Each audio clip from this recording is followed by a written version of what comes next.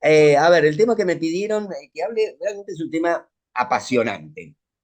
Apasionante porque los tumores del agujero rasgado posterior generalmente son tumores benignos y de crecimiento lento, que hasta que crecen desde el lugar de ese agujero rasgado posterior y empiezan a tocar estructuras, pasa un determinado tiempo.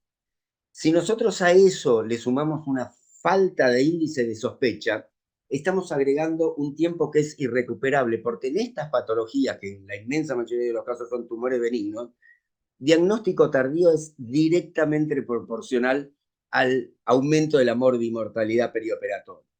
Fíjense que en nuestra estadística creo que teníamos unos 62 casos en estos 20 años de glóbulos yugulares operados. Vimos que el tiempo promedio que pasó entre los primeros síntomas que tendrían que haber hecho sospechar patología del agujero rasgado posterior y el diagnóstico, definitivo fue de 24 meses. Es decir, a estos síntomas se le agregaron 24 meses más. ¿Eso qué quiere decir?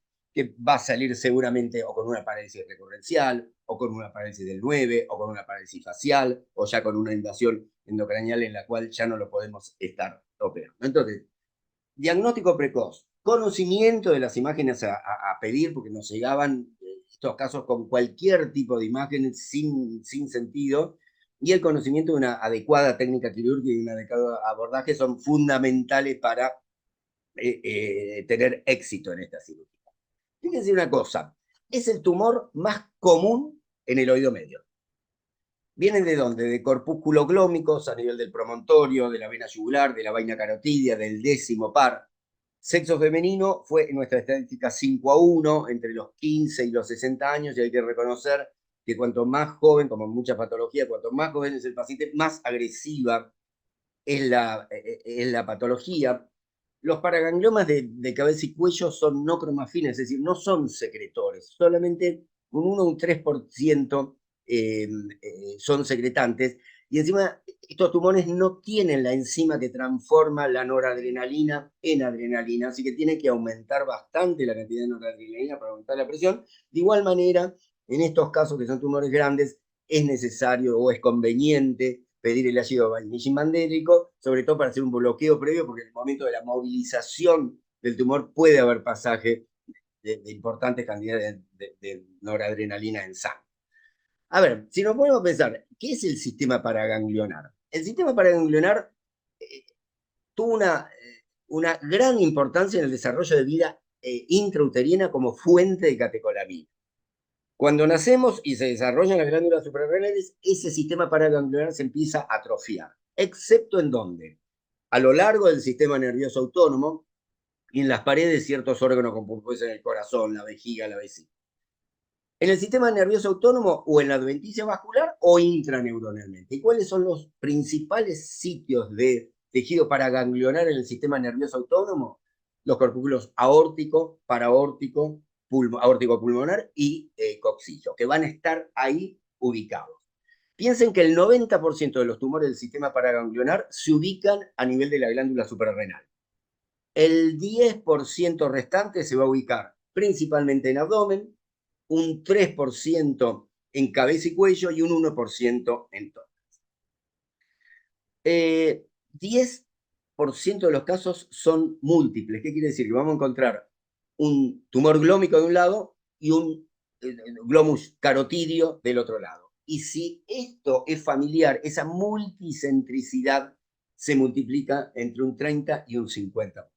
Malignización 5%, y es muy importante, a ver, no confundirnos malignización con multicentricidad y pensar que lo que tiene del otro lado es una metástasis. Entonces hay que hablar muy bien con los anatomopatólogos para ver las tasas de mitosis, la invasión capsular y diferenciar lo que es metástasis de una multicentricidad. Malignización es muy poca y solamente si se maligniza, nosotros en los 60 no vimos ninguno que se malignice y solamente si se maligniza está descrito en los estadios C. No hay malignización de los A y de los B. 15-20% es en estadio intrarenal y 50% lamentablemente sigue siendo en estadio intradural. Fíjense, esta es la anatomía que tenemos que lidiar nosotros: el seno sigmoideo, el golfo, la vena yugular, seno petroso superior, seno petroso inferior, la carótida y los pares bajos con el facial metido. Esto es una imagen como que yo me estoy metiendo a través del agujero occipital y estoy mirando para la derecha y voy a encontrar acá el agujero rasgado posterior, que tiene un compartimiento anteromedial o nervioso, que tiene el seno petroso superior y el noveno par, y un compartimiento posterolateral o vascular, que tiene el décimo par, el undécimo, el golfo de la yugular y la vena meningia posterior. Generalmente en el 75% de los casos está dividido de la parte de adentro, de la parte endocraneal, por un tabique, acá perdón, en el 75% de los casos este tabique es fibroso y en un 25% de los casos ese tabique es óseo. Generalmente en los pacientes de más edad, lógicamente, ese tabique es más óseo que fibroso, y lógicamente esta compartimentalización tan linda que tiene desde el lado de adentro del endocráneo no es tan compartimentalizada del lado externo, lo cual lo hace un poquito más difícil el manejo. Fíjense estos dos cortes. Acá estamos viendo dos cortes axiales. Acá vemos seno lateral, golfo, porque el seno lateral viene así y el golfo después sube. Carótida en porción horizontal, una celdilla del ápex petroso, conducto auditivo externo. Fíjense la relación estrecha que tiene la carótida entre la porción horizontal y la trompa de Eustaquio. Y si nos vamos más abajo, acá vemos mucho mejor este agujero rasgado posterior, con este compartimiento anteromedial o nervioso y el compartimiento vascular o posterolateral. Acá fíjense la relación estrecha que tiene con la carótida en la porción vertical, y esta es la espina yugular. Siempre fíjense eso, lo primero que come el tumor es la espina yugular. Es decir, que si ustedes ven espina yugular, es raro que haya un tumor ahí. Si hay un tumor, ya se la comió y ustedes ya la están viendo mucho después de que desapareció esa espina yugular.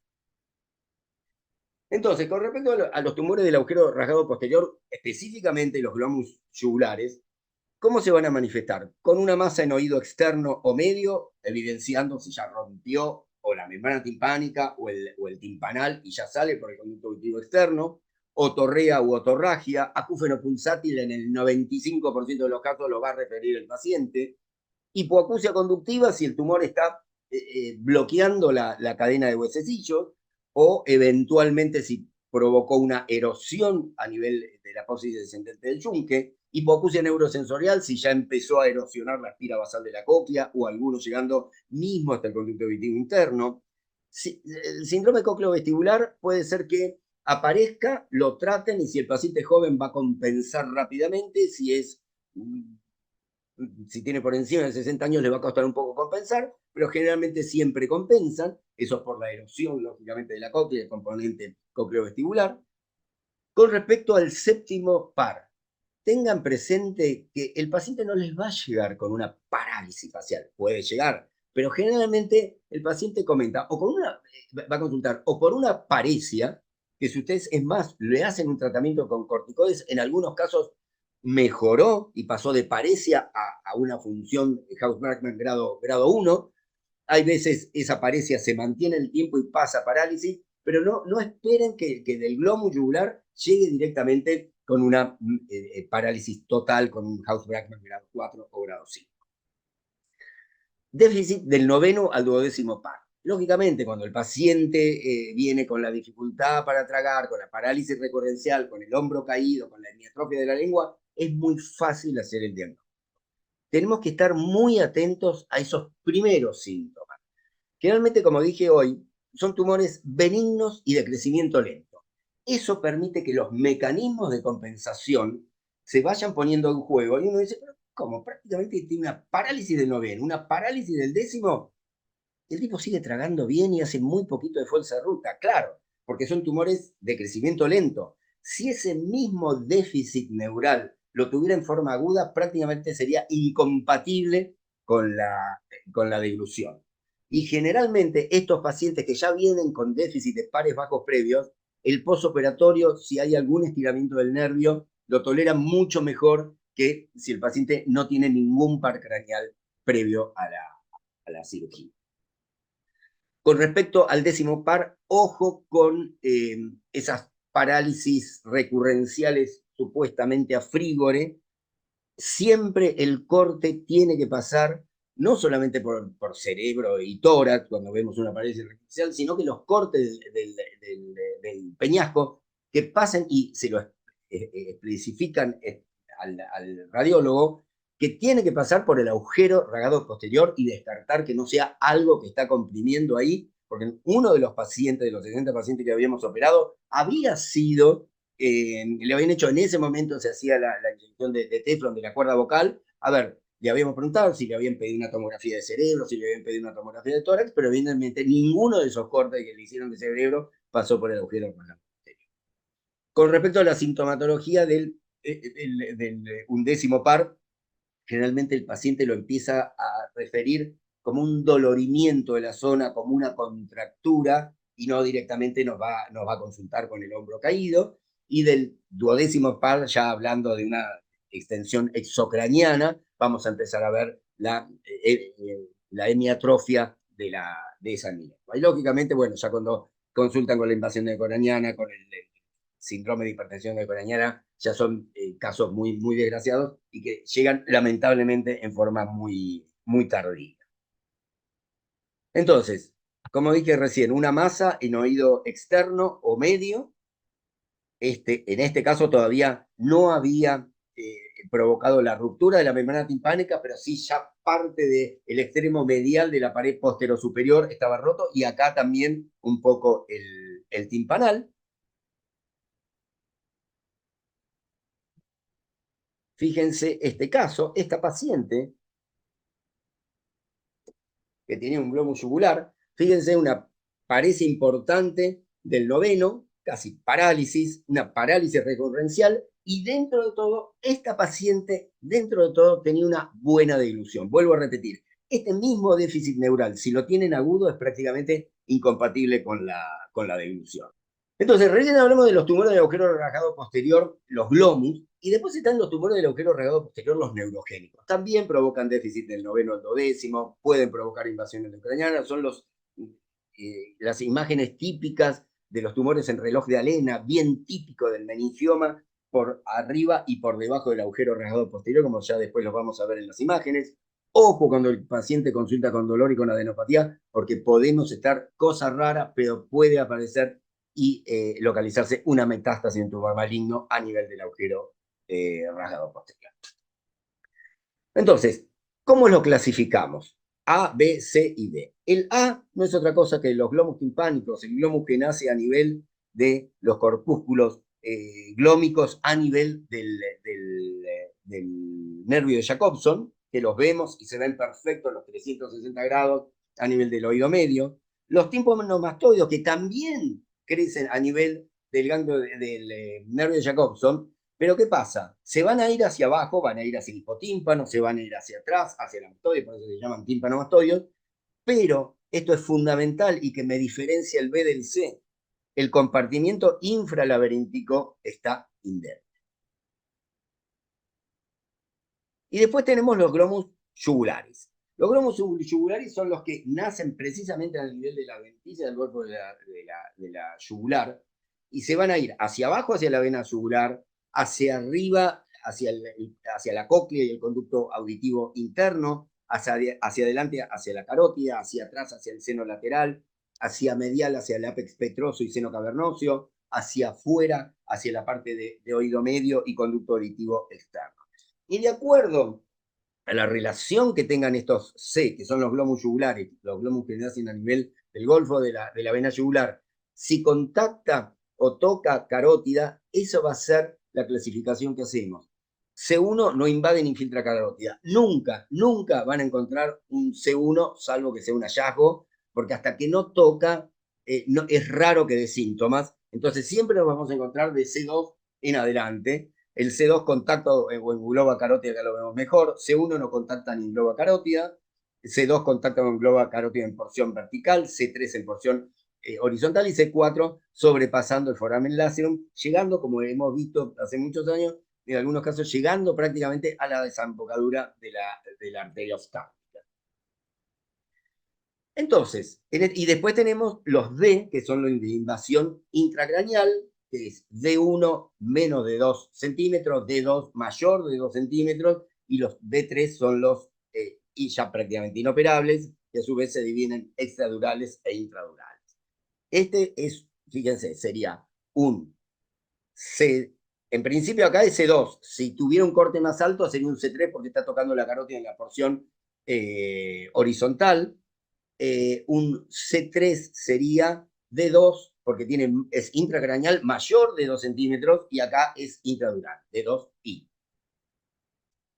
Entonces, D1 invasión intracraneal menor de 2, mayor de 2, inoperables intra y extradurales, y estos son los prácticamente inoperables, o que eventualmente lo que se puede hacer es una cirugía descompresiva para que descomprima acá todo este tronco cerebral y después eventualmente poder hacer rayos o gamma que después vamos a hablar en un rato.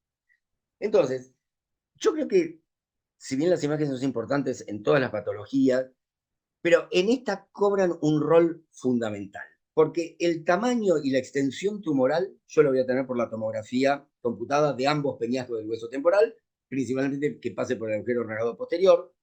Compromiso asociado a estructuras vecinas lo voy a tener, lógicamente, por tomografía y también por resonancia magnética nuclear. Vasos nutricios del tumor, ¿quién lo nutre? ¿La timpánica inferior, la faringe ascendente? Eso solamente me lo da la angiografía digital por sustracción, la arteriografía. No me lo da la angioresonancia. Todavía no existe un soft para angioresonancia que me diga qué vasos están irrigando el tumor. Ahora, retorno venoso ipsi contralateral, el estado de la carótida interna, el polígono de Willis, lógicamente, o al estándar, es la arteriografía digital por sustracción y también la angioresonancia. Entonces, esta sería la sistemática que tendrían que seguir ustedes cuando viene un paciente, supongamos un femenino de 50 años, y consulta por acúfeno pulsátil, hipoacusia, ustedes lo acuestan al microscopio y ven que hay algo, una masa rojo vinosa que late. Entonces, yo lo primero que voy a hacer ahí, le voy a pedir una tomografía. Y si yo veo esto, digo, che, pará, esto realmente, esto es un timpánico. Ahora, ¿me quedo solamente con la tomografía, con el corte axial y coronal? No, le voy a pedir una angioresonancia, sobre todo con tiempo arterial. ¿Para qué? Para no tragarme un aneurisma de la carótida interna, que de igual manera ya lo hubiera visto con la tomografía. Pero si sospechamos que es un timpánico, pidan una angioresonancia. Supongamos que le pido la tomografía y es un tipo B. Digo, che, pará, está acá en el oído medio, hipotímpano, pero el compartimiento infralaberíntico está indemne, está perfecto. Así que no es algo que está viniendo de abajo hacia arriba, es algo que se está manteniendo acá. Ahí sí que le voy a pedir, aparte de la tomografía, le voy a pedir una angioresonancia principalmente con tiempo venoso para no tragarme un golfo de la yugular dehiscente y procedente. Y si es un tipo C, ¿por qué digo que es un tipo C? Y porque, mirá, acá estoy viendo que el compartimiento infralaberíntico está muy erosionado. Seguramente, si tengo el corte axial, voy a ver un agrandamiento en el agujero renado posterior. Entonces, en ese caso, acá, aparte de la tomografía, le voy a pedir una angiografía digital con embolización preoperatoria, no sé, C2, C3, C4, pero se la voy a pedir 48 a 72 horas antes de la cirugía. Y si es un tipo D, voy a agregar, aparte de lo que vi en la tomografía, la resonancia para ver si diferenciar de los DE extradurales de los DI, los intradurales. Lógicamente también con angiografía digital y embolización preoperatoria. Es decir, yo no utilizo la embolización o la arteriografía digital para hacer el diagnóstico. El diagnóstico yo lo hice por la clínica, por el aspecto automicroscópico, por la tomografía y por la resonancia y la angioresonancia. Bueno, lógicamente, esto ya, si fuera un tipo D, ya acá le voy a estar pidiendo la embolización preoperatoria cuando ya tenga la fecha de cirugía, igual que los C. Ahora, este es un dato muy importante. La angiografía digital y embolización se van a realizar juntas 48 a 72 horas antes de la cirugía. Vuelvo a repetir, no es que para hacer el diagnóstico tengo que hacerle una arteriografía digital por sustracción. Se la voy a hacer junta con la embolización cuando ya tengo todo preparado con el paciente 48 a 72 horas antes de la cirugía. Ustedes me pueden decir, ¿por qué no el mismo día? La embolización no es un método diagnóstico ni terapéutico que esté exento de problemas. Entonces, si nosotros lo operamos el mismo día, puede haber una complicación por la embolización y nosotros pensar que es por la cirugía. Y fíjense este caso interesante, de hace muchos años, 2003. Paciente con un glomus yugular, un C3, lo emboliza Pedro Lilic. Fíjense la fecha, agosto del 2003, lo emboliza Pedro Lilic, perfectamente embolizado. Y por esas cosas que solamente pasan acá en Argentina, que autorizaron la embolización y la internación, pero no autorizaron la cirugía, en el hospital no se pudo operar. La cuestión que pasan 2 meses, y fíjense, esto fue en agosto, y esto 2 meses después, fíjense que el tumor está exactamente igual. No se olviden que la embolización provoca hipoxia y la hipoxia es un estímulo para la angiogénesis. Entonces, si a ustedes les llega a pasar algo así, no vuelvan a meterlo al paciente a quirófano si no tienen otra nueva. Si llegó a pasar más de 5 días, no vuelvan a meter al paciente a quirófano si tienen una nueva arteriografía digital por sustracción. Si está embolizado, buenísimo, no se volverá a embolizar porque lo van a ver en el estudio. Y si le hacen el estudio y ven que está como este paciente, hay que volver a embolizar. Entonces, repito, angiografía digital y embolización se van a realizar juntas 48 a 72 horas antes de la cirugía. Ahora, ¿cuál sería el algoritmo que tendrían que seguir ustedes una masa en oído medio sin acúfeno pulsátil ni aspecto de tumor biónico? Simplemente el paciente masculino o femenino consulta porque tiene el oído tapado, ustedes le hacen una tomografía y está todo el conducto auditivo externo tapado, no saben si está viniendo del oído medio o no. Le voy a pedir, lógicamente, una tomografía y una angioresonancia. Si es positivo para tumor vascular, seguramente lo voy a tratar como un glomus, pero si es negativo para tumor vascular, estoy totalmente habilitado para hacer una biopsia y si está ocupada la mastoide, totalmente habilitado para llevarlo a quirófano, anestesiarlo, hacer una pequeña incisión retroauricular, entrar a la mastoide sin provocar mayor daño del que ya hay y tomar una buena toma de biopsia para enviarlo a anatomía patológica y ya ir eventualmente para hacer el tratamiento o para hacer la cirugía con un nombre y apellido. Fíjense estos dos cortes, esto es lo que van a ver en una angioresonancia, el corte axial con el seno sigmoideo, el golfo y la vena yugular, seno transverso, sigmoideo, golfo y vena yugular en el corte coronal. Cuando empieza a crecer acá en el golfo de la vena yugular, todo este retorno venoso, como vamos a ver después, desaparece. Esta es la angioresonancia con tiempo arterial, carótida en porción vertical, horizontal y cavernosa, con el polígono, que lo vemos perfecto ahí. Fíjense, y esta es la imagen bastante típica que van a ver de un globus tipo C, que en este caso yo te diría, bueno, acá llega hasta la carótida en la porción vertical, sería un C2, pero si tengo un corte más alto y toca la horizontal sería un C3. Entonces vemos acá erosión y destrucción del compartimiento infralaberíntico, algo que está viniendo de abajo hacia arriba y lo está destruyendo, agrandamiento del agujero rasgador posterior, y puedo comparar si tengo otros cortes, la espina yugular de este lado con esta que no existe, ya se la comió el tumor, y encima el agujero rasgador posterior agrandado, prácticamente con la mitad del hueso que cubre el canal carotidio con la carotida externa. Este es un corte coronal con una angiografía con tiempo venoso, que vemos el seno transverso, seno sigmoideo, golfo y vena yugular, y de este lado no. ¿Por qué? Porque empezó a crecer el glomus acá y todo este retorno venoso que se tendría que distribuir también para todo el lado se va a ir para el otro. Y esta es la imagen típica de sal y pimienta, que no la van a encontrar en todos los globos. El glomus tiene que ser mayor de 2 centímetros, se ve en el T2, esa imagen clara-oscura, hablándonos de zonas de gran vascularización con zonas de isquemia, y en el T1 lo van a encontrar hipo o isointerno. Esta es la imagen típica que van a encontrar en una resonancia, y este es el blush vascular, que lo vamos a ver cuando mandamos a hacer la arteriografía digital por sustracción. fíjense estas dos imágenes. Y ustedes me pueden decir, che, bueno, pará, el agujero rasgado posterior, acá está agrandado. Acá yo veo, fíjense, acá la espina yugular del lado izquierdo, y acá no existe la espina yugular, está agrandado, es más, está en contacto íntimo con la carótida en la porción horizontal. Este agujero rasgado posterior agrandado, pero fíjense que a diferencia del otro, que después ya lo vamos a comparar, acá lo estoy dibujando, está muy, muy bien delimitado. Vos decís, che, es raro que esto sea un glomus que erosiona el hueso de abajo. Esta es la imagen de resonancia, es diferente de la que habíamos visto de resonancia del glomus. Fíjense, comparemos glomus arriba, neurinoma del décimo par acá abajo. Ya vimos nosotros que con una imagen, con una tomografía simple, prácticamente podemos llegar a hacer un diagnóstico. Esta es la imagen de resonancia del glomus, esta es la imagen de resonancia de un neurinoma del décimo par.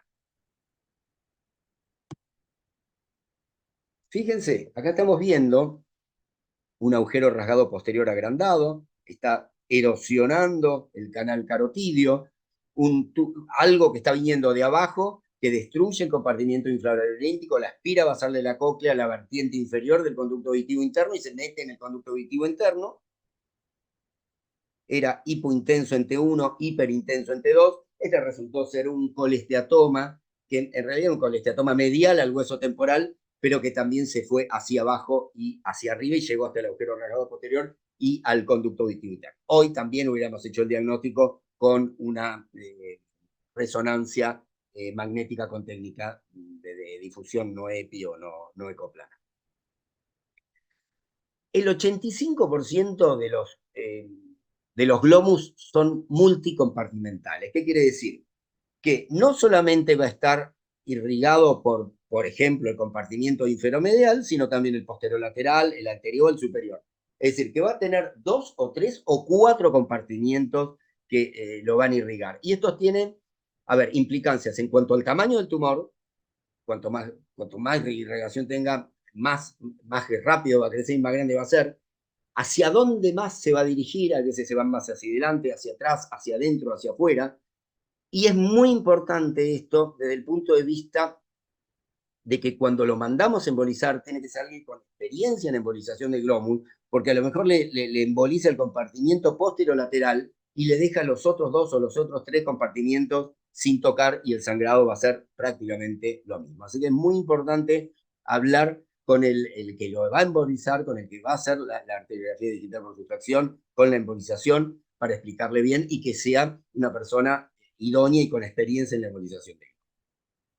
Esto, bueno, esto nos había mandado ahí el que estaba en el hospital italiano, esto lo hicieron en su momento los residentes, no te lo mandan así con cada arteria que está irrigando el tumor. La principal vía de irrigación del glomus es la timpánica inferior y la auricular posterior, la faringe ascendente también es muy importante, pero las dos primeras principalmente.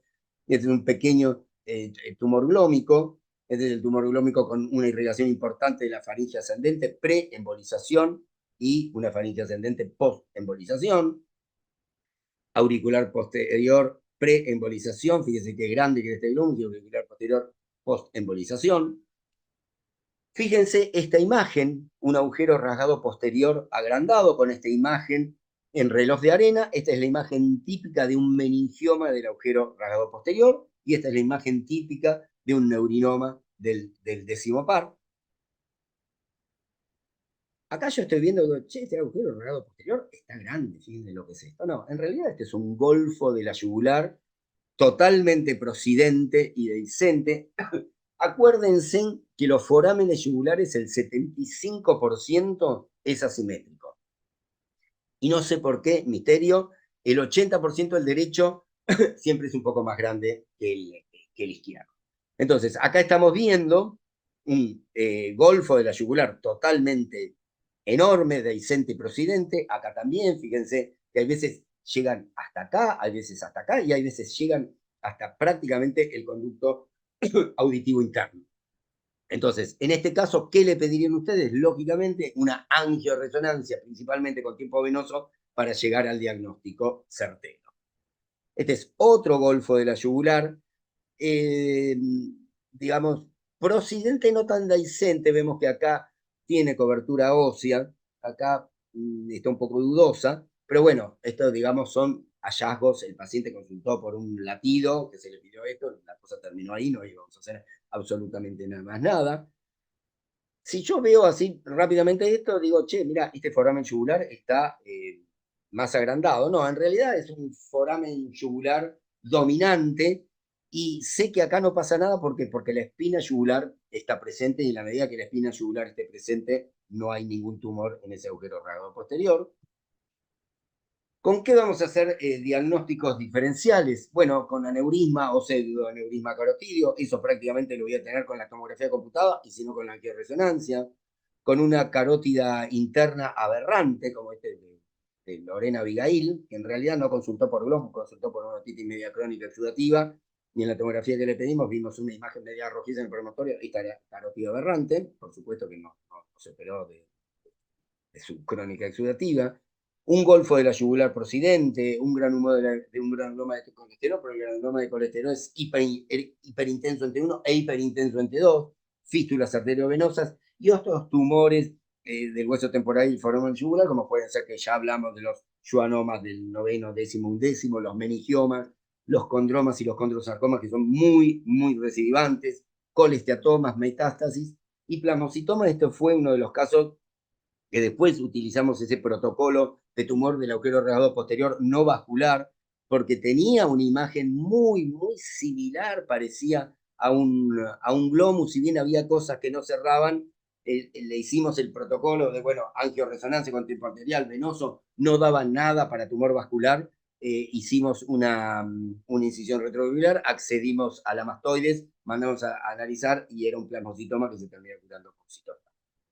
Situaciones especiales que nos podemos encontrar. Ojo con esto y que el paciente tenga audición, porque esta erosión de la cóclea, en el momento que vamos a sacar el glomus, hay muchas posibilidades que el paciente le baje esa audición y quede cofótico, entonces hay que avisar al paciente eso.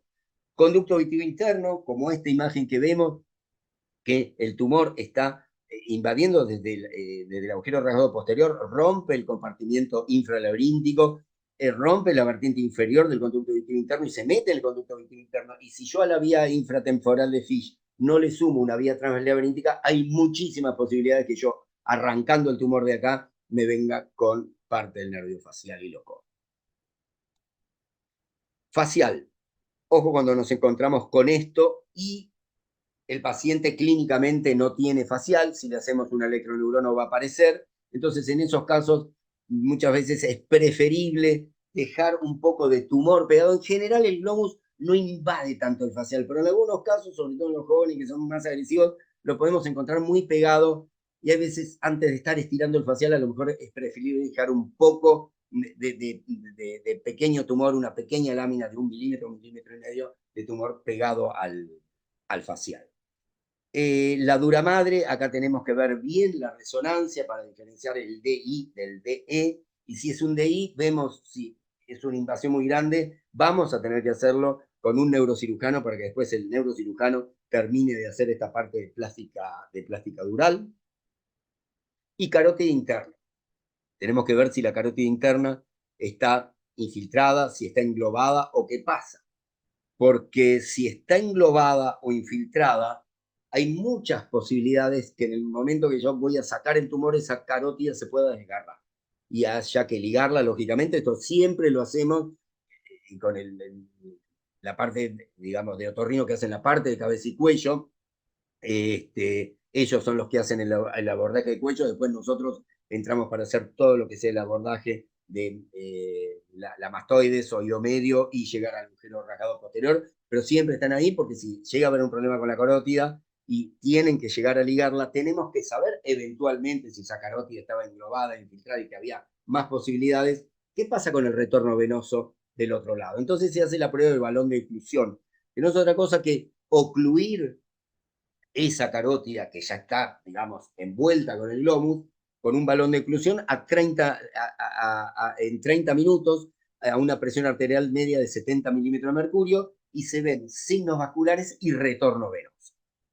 Si está todo bien, hay un buen retorno venoso, que quiere decir que puede ir por el otro lado, no tiene signos neurológicos, bueno, no tampoco va con la idea de tener que ligar esa carótida, pero sabe que llegado el caso, la puede llegar a ligar. Pero ojo, 7% de complicaciones, no es un test, digamos, inocuo, y 20% de falsos negativos. Y uno se pregunta, ¿por qué el falso negativo? Si en realidad le bloquearon con un balón de oclusión esa carótida. Y me explicaban que lo que pasa es que ellos hacen el estudio a una presión arterial media de 70 milímetros de mercurio. Entonces, ahí ese polígono sigue funcionante, pero si esa presión bajara, puede ser que no sea funcionante y por eso da ese 20% de falsos negativos. Otra posibilidad es colocar un stent como para reforzar esa carótida y poder terminar de sacar ese tumor acercándonos un poco más a esa carótida, pero son caros. Tratamiento, el único tratamiento curativo es la cirugía, paliativo puede ser radioterapia, embolización, cirugía parcial descompresiva, pero el único tratamiento curativo es la cirugía. Dejamos la radioterapia para tumores inoperables o para posoperatorios que había quedado algún resto de tumor. Y pasaba esto muchas veces, los casos de osteoradionecrosis cuando le hacían terapia, telecobaltoterapia convencional.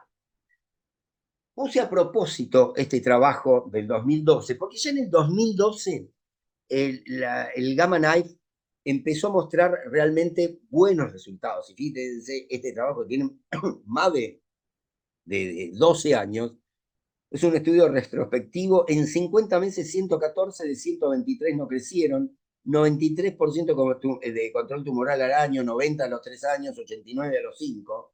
Pero si esto siguió, sí, sí, trabajos del 17, del 19, del 20, del 22, están mostrando que cada vez Gamma Knife está teniendo muy, muy buenos resultados. Entonces, ¿a qué conclusión llegaron todos estos trabajos de Gamma Knife? Que el tratamiento con radiocirugía de modalidad única con Gamma Knife de los glóbulos yugulares demostró ser seguro. Lógicamente, hacerle Gamma Knife a un C3, a un C4 enorme, no nos va a servir, pero sí, evidentemente, podemos hacer citorreducción con cirugía y después enviar con Gamma Knife, o una paciente que tenga 60 años, que tenga un C2 que no sea muy grande, y con 60 años la podemos mandar perfectamente a Gamma Knife.